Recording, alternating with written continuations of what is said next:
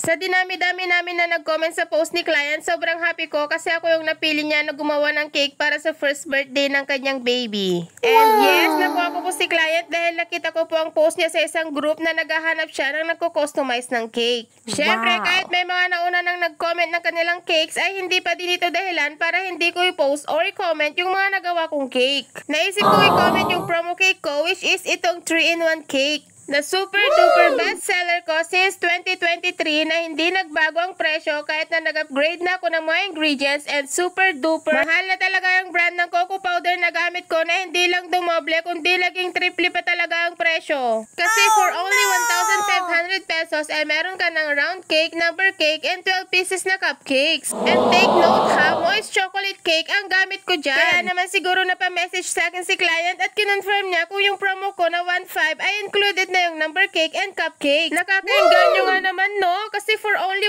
1,500 ay meron ka ng customized cake. At tatlo pa. Parang 500 pesos lang each, no? At naka-customize pa. O, diba? Bongga!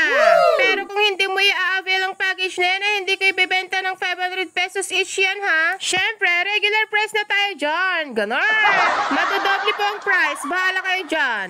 Kaya kung ako sa inyo, grab nyo na yung promo ko.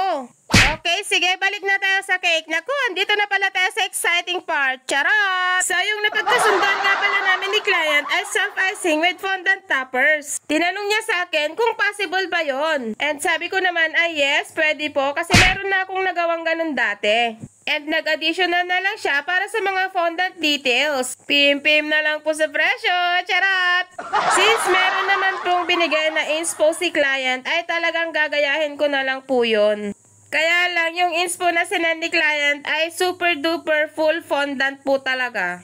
So, inisip ko, paano ko gagawin yun? Kasi kung gagawin kong fondant, yung parang padrip na yan, ay nako, baka masira pa yung cake. Malayo pa naman yung location nila sa amin. Since mayabang nga ako at sinabi ko na kaya kong gawin yan, ay sige na, papanindigan na natin to. Grabe talaga yung hirap at pasakit ko dyan sa details na yan. Huy, ano ba? Anong pasakit?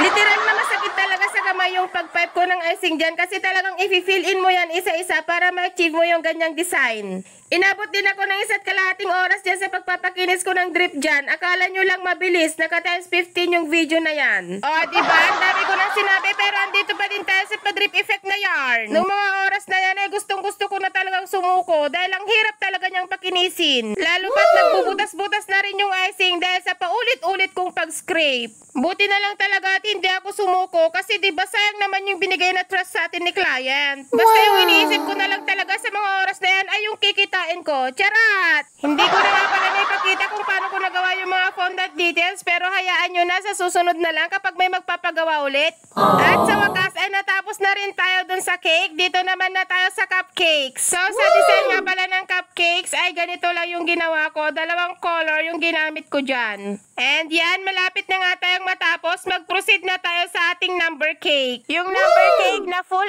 icing, hindi ko na nga pala na video kung paano ko yan ginawa. Pero ayan, ganyan yung naging look niya. At nung nilagay ko na nga yung mga fondant details, ay ganito na yung naging itsura niya. At para ma-secure ko nga pala yung mga fondant details na dinikit ko dyan sa gilid ng cake, ay nilagyan ko yan ng mga toothpick. Kasi bukod sa icing, ito rin yung mga mag-hold sa kanila para mag-stay lang sila dyan kung saan ko sila nilagay. At ito na nga pala ang final look ng ating cake. Thank you so much, Circle, for trusting sa mga Pangasinan!